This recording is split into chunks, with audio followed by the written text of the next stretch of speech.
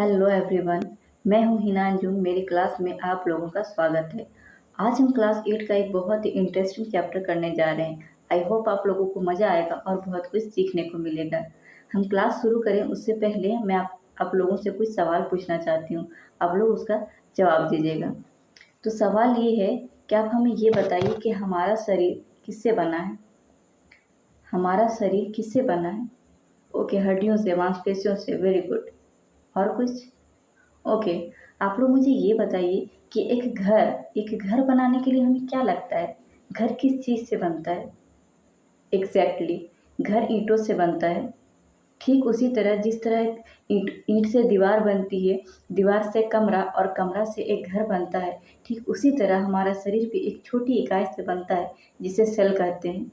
उसी सेल से उत्तक, फिर अंग, और अंग तंत्र, और अंग तंत्र से पूरी बॉडी बनती है। तो आज हम उसी के बारे में देखने जा रहे हैं कि सेल क्या है, उसके अंदर क्या क्या पाए जाते हैं, उसके स्ट्रक्चर क्या है, सेल कितने तरह के होते हैं, और बहुत कुछ सारी चीज़ें।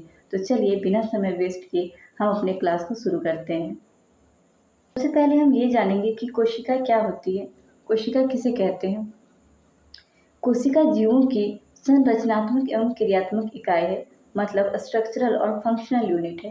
कहने का मतलब है कि कोशिका हमारे शरीर की सबसे छोटी इकाई है जिससे किसी भी जीव का शरीर बना है, चाहे कोई भी लिविंग हो, चाहे वो प्लांट्स हो, चाहे एनिमल हो, चाहे वो यूनिसेल्युलर हो, चाहे मल्टीसेल्युलर हो। जितने भी तरह के ऑर्गेनिज्म है वो सभी एक स्ट्रक्चर सेल से बने हुए हैं, इसीलिए इसको स्ट्रक्चरल और फंक्शनल कहा गया है।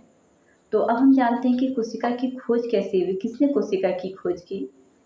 तो 1665 ईस्वी में 1665 में रॉबर्ट हुक के नामक वैज्ञानिक ने कोशिका की खोज की थी। ये हमारे रॉबर्ट हुक साहब हैं। इन्होंने ही सबसे पहले कोशिका की खोज की थी, और इन्होंने जो कोशिका की खोज की थी, वो जो कोशिका थी वो मृत कोशिका थी, और वो उसे मिला था कॉर्क की छाल पर। उस पर उन्होंने देखा था उन कोशिकाओं को। लेकिन सबसे पहले जीवित कोशिका की खोज किसने की थी? 1674 में एंटनी वॉन ल्यूवेनहॉक ने जीवित कोशिका की खोज की। ये हमारे एंटनी वॉन ल्यूवेनहॉक साहब हैं। इन्होंने सबसे पहले जीवित कोशिका की खोज की। एक बार हम खोज जो हुई उसके बारे में थोड़ा सा समरी देख लेते हैं। तो समरी इस तरह से है।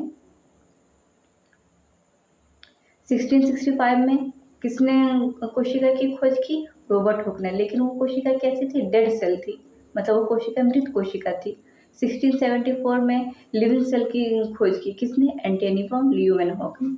अब हम जानेंगे कोशिका के साइज के बारे में कि इनके क्या, ये किस किस आकार में होते हैं, इनका आकार क्या है, से आकार के होते हैं। अगर हम सबसे छोटी कोशिका की बात करें तो सबसे छोटी कोशिका होती है माइकोप्लाज्मा नाम की जीव। माइकोप्लाज्मा ये सबसे छोटी कोशिका होती है इसकी, और इसकी कोशिका का साइज कितना होता है? Only 0.1 micrometer. 0.1 माइक्रोमीटर की ये माइकोप्लाज्मा होती है, की सेल होती है। और सबसे बड़ी जो सेल है वो होती है शुतुरमुर्ग के अंडे की।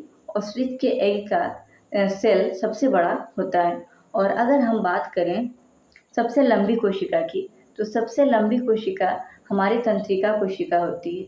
हमारी तंत्रिका कोशिका की लंबाई कितनी होती है? 17 सेंटीमीटर, और चौड़ाई होती है 13 सेंटीमीटर।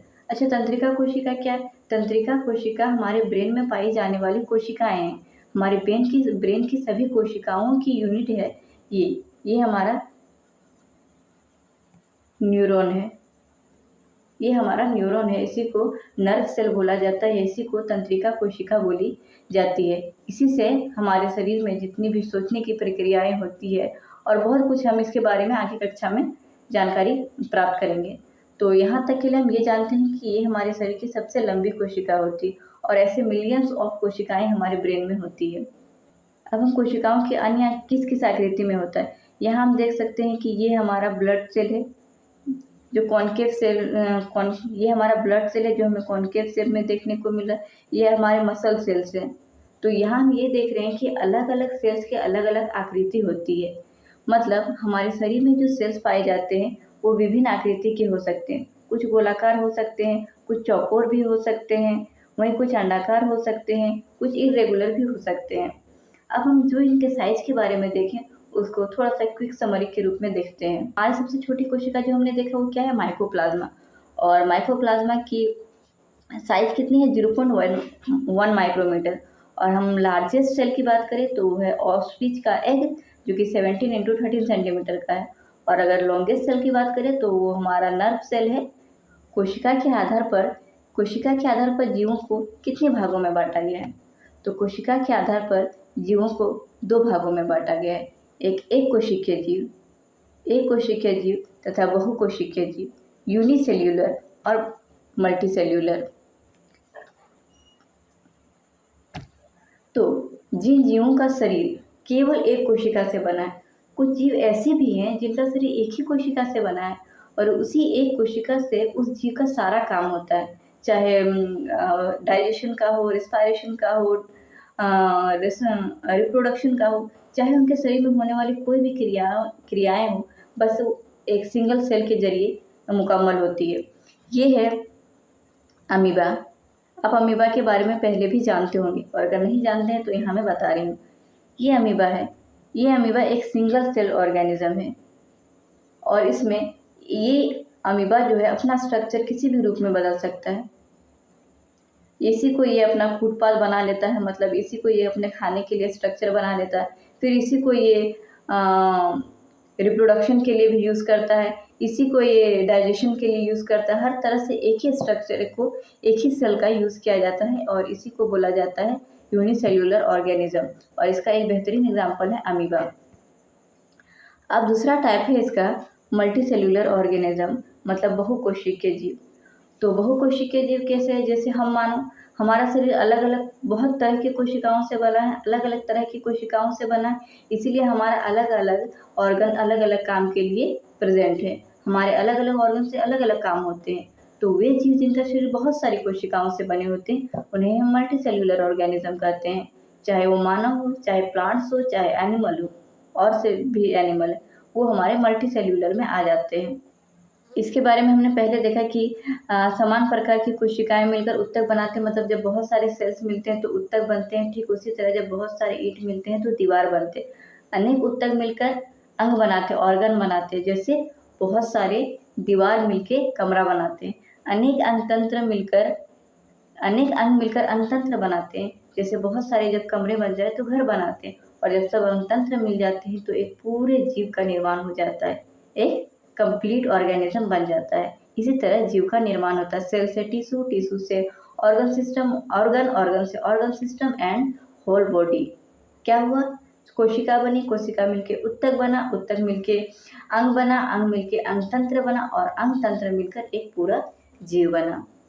यहाँ एक कोशिका का चित्र दिया हुआ है कि कोशिका के अंदर कैसे क्या क्या होता है। जैसे सपोज कि अगर हम एक घर बनाने के लिए सबसे छोटी यूनिट ईंट लिए तो ईंट को बनाने में भी तो कई चीज़ें लगी है। ठीक उसी तरह अगर एक कोशिका है तो कोशिका के अंदर भी बहुत सारी चीज़ें हैं जो अपना काम कर रही है। अब हम देखते हैं कि कोशिका के अंदर कौन कौन सी चीज़ें हैं और वो अपना काम किस तरह से कर रही है, उनका क्या क्या काम है। एक यहाँ कोशिका देख रहे हैं, ये कोशिका, ये पूरा कोशिका है। और ये जो हमें बाहर का जो स्ट्रक्चर दिख रहा है, ये स्ट्रक्चर, इसे हम कहते हैं कोशिका झिल्ली। ये कोशिका झिल्ली। और ये जो बीच में हमें दिख रहा है ये होता है केंद्रक। और ये बाहर का जो इस पर मेम्ब्रेन दिख रहा है वो होती है केंद्रक झिल्ली। और हमें केंद्रक के अंदर भी और एक स्ट्रक्चर दिख रहा है, उसे बोला जाता है केंद्रिका। और ये जो बहुत सारे धागे के रूप में संरचना दिखाई दे रही है ये होता है गुणसूत्र। गुणसूत्र वो चीज़ होती है जिससे कोई बच्चा जब जन्म लेता है तो वो अपने माता पिता की कौन सी कैरेक्टर को कैरी करता है, वही होता है गुणसूत्र। ठीक है। और यहाँ पे ये कुछ स्ट्रक्चर दिख रहे हैं, इसका नाम है गोल्गी कॉय, ये हो गया माइटोकॉन्ड्रिया। यहाँ पे जो बहुत सारे लिक्विड जैसे चीज़ हैं वो हो गया कोशिका द्रव्य। ठीक है। अब इसके बारे में क्या इनका फंक्शन है, ये कैसे हमारी बॉडी में काम करते हैं, इसके बारे में हम आगे देखते हैं। कोशिका के अगर हम मुख्य भाग की बात करें तो कोशिका के मुख्य भाग हैं कोशिका झिल्ली, कोशिका द्रव्य, केंद्र। कोशिका के और भी जो कोशिकाएं हैं वो है माइटोकॉन्ड्रिया, गोल्गी काय, राइबोसोम, हरित लवक, रसधानी। इनके बारे में देखते हैं। कोशिका झिल्ली मतलब सेल मेम्ब्रेन, ये क्या करता है, कोशिका को किस चीज़ में मदद करता है या इसका फंक्शन क्या है। ये जो कोशिका झिल्ली होती है, जिसे हम प्लाज्मा मेम्ब्रेन या सेल मेम्ब्रेन भी कहते हैं, यह कोशिका की सबसे बाहरी परत होती है। मतलब हम जैसे कह सकते हैं हमारे घर का दरवाज़ा, जो हमारे लिए सुरक्षा का काम करता है। ये कोशिका में एक मोटी भित्ति के रूप में पाया जाता है। मतलब ये सुरक्षा करता है सेल को कि किस चीज़ को अंदर आने देना है और किस चीज़ को बाहर निकलने देना है या बाहर नहीं निकलने देना है। वो हानिकारक चीज़ों को अंदर नहीं जाने देता है और जो लाभदायक चीज़ है उनको बाहर नहीं जाने देता है। ठीक हमारे दरवाजे की तरह ये हमारे सेल की सुरक्षा करता है। ठीक है। और पौधों में ये एक एक्स्ट्रा भित्ति पाई जाती है जिसको कोशिका भित्ति बोला जाता है। मतलब सेल मेम्ब्रेन के बाहर एक और सेल वॉल होती है, क्योंकि पेड़ पौधों को अधिक सुरक्षा की ज़रूरत है जिसके लिए उसमें मोटी भित्ति होती है जो सेल्यूलोज की बनी होती है। ये कोशिका झिल्ली जो होती है इसको हम सेमी परमेबल या तो सिलेक्टिव मेम्ब्रेन भी कहते हैं। इसको सेमी परमेबल या सिलेक्टिव मेम्ब्रेन इसलिए कहते हैं क्योंकि ये चीज़ों को आने और जाने को रोकती है या उसको परमिशन देती है कि वो जाए और निकले। ठीक है, इसीलिए इसको अर्धपारगम्य झिल्ली भी कहते हैं। अब हम देखते हैं कि कोशिका झिल्ली के क्या क्या कार्य हैं। कोशिका झिल्ली कोशिका को बाहरी वातावरण से अलग करती है। ठीक है, जो कोशिका झिल्ली है ये कोशिका को बाहरी वातावरण से अलग करेगी, कोशिका को निश्चित आकृति प्रदान करेगी, कोशिका के भीतरी अंगकों की सुरक्षा करेगी, पदार्थों के आवागमन को नियंत्रित करेगी। मतलब प्लाज्मा मेम्ब्रेन क्या करती है, प्रोटेक्शन करती है, शेप देती है, सेपरेट करती है और सिलेक्टिव ट्रांसपोर्ट करती है। ये हमारा हो गया सेल मेम्ब्रेन के बारे में जानकारी कि वो क्या। नेक्स्ट है हमारा कोशिका द्रव्य मतलब साइटोप्लाज्म। ये क्या है, ये एक जेली जैसा दानेदार और अर्ध पारदर्शी पदार्थ होता है। यह कोशिका झिल्ली तथा केंद्रक के बीच में पाया जाता है। साइटोप्लाज्म कैसे है, जैसे ये हमारी कोशिका है और ये केंद्रक है, तो इसके अंदर फ्लूइड जैसा सब्सटेंस होता है जिसके अंदर सभी ऑर्गेनेल तैरते रहते हैं। इसी को साइटोप्लाज्म बोला जाता है या कोशिका द्रव्य बोला जाता है। कोशिका का द्रव्य मतलब कोशिका द्रव्य। ठीक है, और इसके अंदर ही सभी कोशिकाएं होते हैं, जैसे माइटोकॉन्ड्रिया हो गया, गोल्गी बॉडी हो गया, राइजोसोम हो गया, लाइसोसोम हो गया। जितने भी तरह के ऑर्गेनेल्स हैं वो इसी में तैरते रहते हैं। नेक्स्ट है हमारा केंद्रक। केंद्रक क्या है, केंद्रक कोशिका का सबसे महत्वपूर्ण एवं सजीव कोशिकांग। यह सामान्यतः कोशिका के मध्य में स्थित होता है, जबकि पादप कोशिका में राजधानी बड़े होने के कारण मध्य से थोड़ा हटकर पाया जाता है। जैसे ये हमारा कोशिका हो गया और ये हो गया केंद्रक। ये होता है जंतु कोशिका में कि मध्य में पाया जाता है। लेकिन प्लांट कोशिका की बात करें, प्लांट सेल की बात करें, तो चूंकि प्लांट सेल में वैक्यूल, अब हम आगे बताते हैं कि वैक्यूल क्या होता है, तो उसमें ये सेंटर पर नहीं पाया जाता है बल्कि थोड़ा बगल में पाया जाता है। केंद्रक क्या होता है, केंद्रक को हम बोल सकते हैं बॉस या तो स्कूल का प्रिंसिपल, जिसके नियंत्रण में सब कुछ है, तो वो होता है केंद्रक। केंद्रक सभी ऑर्गेनेल्स को कंट्रोल करता है कि उसको क्या करना है, कब क्या करना है, वो इसी का काम करता है। जैसे स्कूल का प्रिंसिपल, हम केंद्रक को स्कूल का प्रिंसिपल लेके चलते हैं। ओके, अब हम देखते हैं केंद्रक की संरचना के बारे में। केंद्रक दोहरी केंद्र झिल्ली से घिरा होता है। ये हमारा कोशिका हो गया, ये केंद्रक हो गया, तो ये भी मेम्ब्रेन से घिरा रहता है और इसके अंदर एक केंद्रिका भी होती है। तो केंद्रक और ये जो झिल्ली है इसमें छोटे छोटे मेम्ब्रेन होते हैं जिसके द्वारा ये कोशिका के साइटोप्लाज्म के अंदर और ये जो न्यूक्लियस के अंदर जो लिक्विड है उसके अंदर पदार्थों का आदान प्रदान होता है। यहाँ पे भी लिक्विड्स रहते हैं जिसको केंद्रक द्रव्य बोला जाता है। ठीक है, माइटोकॉन्ड्रिया क्या है, इसे कोशिका का शक्ति गृह मतलब power house of the cell कहा जाता है। यहाँ से क्या होता है, यहाँ पे ऊर्जा बनती है। जैसे रसोई घर में है कि सबके लिए खाना बनता है, ठीक उसी तरह कोशिका का जो रसोई घर होता है वो माइटोकॉन्ड्रिया होता है। यहाँ पे कोशिका के लिए भोजन बनता है, मतलब ऊर्जा बनता है, जिससे सभी सेल अपने ऊर्जा के अनुसार काम करती है। तो इसी माइटोकॉन्ड्रिया को हम कहते हैं power house of the cell. इसके बाद आता है हमारा राइबोसोम। राइबोसोम क्या है, ये फैक्ट्री है। किसकी फैक्ट्री है, प्रोटीन बनने की फैक्ट्री है। ये प्रोटीन बनने की फैक्ट्री है। ये क्या करते हैं, शरीर की वृद्धि और टूट फूट की मरम्मत के लिए प्रोटीन बनाता है। मतलब शरीर में कहीं चोट लग गई, कहीं टूट फूट हो गई, कहीं ज़रूरत है शरीर को, तो वहाँ पे उसके लिए प्रोटीन बनाता है। ठीक है, मतलब ये हो गया कि अगर रसोई घर है तो वहाँ कोई खाना बनाने वाला है। ठीक है, तो वो हो गया राइबोसोम कि वो बना रहा, वहाँ पे बन रहा है सब कुछ। ठीक है, नेक्स्ट है हमारा गोल्जी कोय, जिसे बोला जाता है गोल्जी बॉडी। ये क्या करता है? यह कोशिका का पैकिंग और वितरण का केंद्र है। यह प्रोटीन और अन्य पदार्थों को पैक करके जहाँ ज़रूरत होती है वहाँ भेजता है। अब क्या हो गया है, ये जो गोल्जी कोय होता है इसे हम या तो फिर मान सकते हैं कि ये कुरियर ऑफिस की तरह काम करता है कि चीज़ों को पैक किया और फिर उसको जहाँ चाहिए वहाँ भिजवाया, या तो फिर हम इसको ऐसे मान सकते हैं कि जैसे कि माइटोकॉन्ड्रिया अगर हमारा रसोई घर है, तो अगर राइबोसोम हमारी माँ हुई या बहन हुई जो वहाँ पे खाना बना रही है, तो हमारे घर में एक छोटा भाई या छोटी बहन हुई जो कि खाना को पहुँचाने का काम करे, कि किसी को तो खाना मेंबर्स को लेके देना है, तो वो हम गोल्जी कोय को मान सकते हैं कि वो है घर का छोटा भाई जो खाना को सबको दे रहा है, पहुंचा रहा है, मतलब किचन से लेके वहां तक पहुंचा रहा है। इसके बाद है अंतरप्रद्रव्य जालिका। अंतरप्रद्रव्य जालिका जिसको बोला जाता है एंडोप्लाज्मिक रेटिकुलम, यह कोशिका के अंदर परिवहन का रास्ता है। इसमें दो तरह के ये जो एंडोप्लाज्मिक रेटिकुलम होते हैं, एक रफ एंडोप्लाज्मिक रेटिकुलम होते हैं, एक स्मूथ एंडोप्लाज्मिक रेटिकुलम होते हैं। जो रफ एंडोप्लाज्मिक रेटिकुलम होते हैं वो प्रोटीन बनाते हैं, और जो स्मूथ एंडोप्लाज्मिक रेटिकुलम होते हैं वो वसा बनाते हैं, मतलब फैट बनाते हैं। मतलब अंतःप्रद्रव्य जालिका या एंडोप्लाज्मिक रेटिकुलम एक रास्ता है, किसको भोजन पहुंचाने का रास्ता है, उसको हम अंतःप्रद्रव्य जालिका कहते हैं। नेक्स्ट है हमारा लाइसोसोम। लाइसोसोम क्या है? लाइसोसोम सफाई कर्मचारी है। ये क्या करता है? बेकार और मृत पदार्थों को पचाकर कोशिका को साफ रखता है। जो भी बेकार पदार्थ होते हैं या तो फिर जो भी कोशिकाएं होती है वो डेड हो जाती हैं, या फिर उसके अंदर के कुछ ऑर्गेनेल सब काम करना बंद कर देते हैं, तो ये लाइसोसोम क्या करता है? उसको पचाता है और कोशिका को साफ रखता है। अगर ये लाइसोसोम नहीं होता तो जो भी मृत होते पदार्थ है तो वो क्या होते? सड़ जाते तो वो हमारे शरीर को नुकसान पहुंचाते। इसीलिए लाइसोसोम क्या करता है? साफ सफाई के लिए क्या करता है? जो मरता है उसी को खा लेता है। और कभी कभी ऐसा होता है कि लाइसोसोम अगर फट जाता है तो उसको वो पूरे कोशिका को ही नष्ट कर देता है। इसीलिए लाइसोसोम को आत्महत्या की थैली भी बोला जाता है, मतलब लाइसोसोम को सुसाइडल बैग भी बोला जाता है। ये इस तरह सेल के अंदर काम करता है।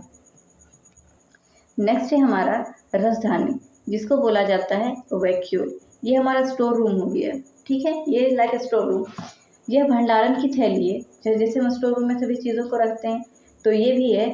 तो मानव में जो होता है ये वैक्यूल्स जंतु कोशिका में छोटी होती है, और प्लांट सेल की बात करें तो प्लांट सेल में वैक्यूल बड़ी होती है, क्योंकि प्लांट को ज़्यादा वाटर की स्टोरेज की ज़रूरत होती है। तो ये इसमें क्या होता है? पानी, भोजन और अन्य पदार्थ जमा रहते हैं पौधों। नेक्स्ट है हमारा हरित लवक, जिसको बोला जाता है क्लोरोप्लास्ट। और क्लोरोप्लास्ट किस में पाया जाता है? ये सिर्फ पौधों में पाया जाता है, क्योंकि पौधे प्रकाश संश्लेषण की प्रक्रिया द्वारा भोजन बनाते हैं। मानव तो प्रकाश संश्लेषण की क्रिया द्वारा भोजन नहीं बनाते हैं ना, या तो जंतु। तो इसीलिए ये हरित लवक जो है सिर्फ पौधों में पाया जाता है, जिसमें क्लोरोफिल होता है और वे सूर्य के प्रकाश में अपना भोजन बनाते हैं। अब हमने जितना भी ऑर्गन्स पढ़ा, जितने भी कोशिका के ऑर्गेनेल्स पढ़े, तो उनका क्या क्या काम है, वो क्या क्या काम करते हैं, उसको हम किस तरह से देखते हैं, इसका एक क्विक रिवीजन करते हैं ताकि हमारे दिमाग में बैठ जाए। तो क्या है? केंद्रक क्या है? बॉस की तरह, बोले ना, वो नियंत्रण का काम करता है, कंट्रोल की काम करता है, एक बॉस की तरह। तो केंद्रक को हम मान सकते हैं, न्यूक्लियस को हम मान सकते हैं बॉस। माइटोकॉन्ड्रिया क्या है? बिजली घर।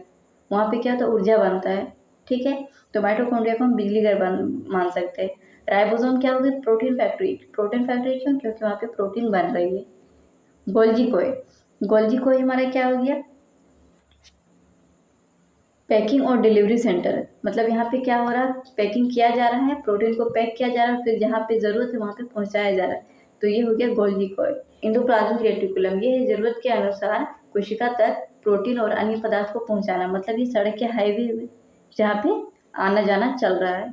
इसके बाद हमारा हुआ लाइसोसोम। लाइसोसोम साफ सफाई का काम कर रहा है, तो ये सफाई कर्मचारी हुए। रसधानी मतलब वैक्यूल, ये स्टोर रूम की तरह हुआ। हरित लवक, क्लोरोप्लास्ट मतलब ये भोजन बनाने की रसोई हुई, किसके लिए? प्लांट्स के लिए।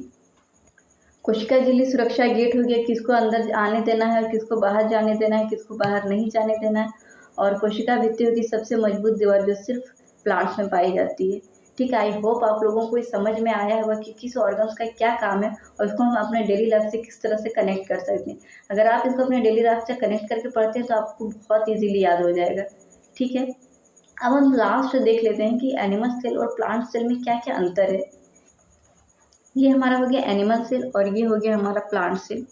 न्यूक्लियस इसमें भी है, न्यूक्लियस इसमें भी है, लेकिन इसमें न्यूक्लियस लगभग बीच में है और इसमें साइड में होती है। साइड में क्यों होती है? क्योंकि प्लांट सेल में वैक्यूल्स बड़े होते हैं जिसके कारण साइड में होते हैं। इसमें भी साइटोप्लाज्म है, इसमें भी साइटोप्लाज्म है। हमने बताया साइटोप्लाज्म में क्या है, एक लिक्विड है जिसके अंदर सभी ऑर्गेनेल्स तैरते रहते हैं। इसके बाद इसमें भी सेल मेम्ब्रेन होते हैं, इसमें भी सेल मेम्ब्रेन होते हैं। सेल मेम्ब्रेन घर का दरवाजा है जो सुरक्षा का काम करता है, ठीक है। लेकिन इसके अंदर और एक एक्स्ट्रा चीज़ है, सेल वॉल, जो एक मोटी भित्ति होती है जो कि एनिमल सेल में प्रेजेंट नहीं होती है। तो एक डिफरेंस इसमें क्या होगा कि सेल वॉल एनिमल सेल में नहीं रहेगा और प्लांट सेल में रहेगा। इसके बाद माइटोकॉन्ड्रिया, बिजली घर। माइटोकॉन्ड्रिया में प्लांट सेल में भी देखने को मिल जाएगा और एनिमल सेल में भी देखने को मिल जाएगा। इसके बाद आया हमारा क्लोरोप्लास्ट। क्लोरोप्लास्ट में क्या होता है? हरित लवक में क्या होता है? क्लोरोफिल होता है जो प्रकाश संश्लेषण की सहायता से भोजन बनाता है। तो प्रकाश संश्लेषण की सहायता से भोजन बनाने की आवश्यकता किसको होती है? प्लांट्स को होता है ऑब्वियसली। तो ये सिर्फ प्लांट सेल में पाए जाते हैं, एनिमल सेल में नहीं पाए जाएंगे। इसके बाद वैक्यूल्स की बात करें, वैक्यूल्स इसमें भी पाए जाते हैं, इसमें भी पाए जाते हैं, लेकिन वैक्यूल्स एनिमल सेल में छोटे होते हैं और प्लांट सेल में वैक्यूल्स बड़े होते हैं। वैक्यूल्स का क्या काम होता है? पानी को स्टोरेज करना, भोजन को स्टोरेज करना, मतलब ऊर्जा को बचा के रखना, ठीक है। तो हमारा अंतर इसमें क्या हो गया? एक अंतर हमारा हो गया कि एनिमल सेल में सेल वॉल एब्सेंट रहते हैं और प्लांट सेल में सेल वॉल प्रेजेंट रहते हैं। इसके बाद हो गया क्लोरोप्लास्ट एनिमल सेल में एब्सेंट रहते हैं और क्लोरोप्लास्ट प्लांट सेल में प्रेजेंट रहते हैं। इसके बाद वैक्यूल का है कि एनिमल सेल में वैक्यूल छोटे होते हैं और प्लांट सेल में वैक्यूल बड़े होते हैं। मेजरली इसमें 3 ही डिफरेंस है जो हमें याद रखने हैं, ठीक है। आई होप आप लोगों को सारी चीज़ें समझ में आई होंगी।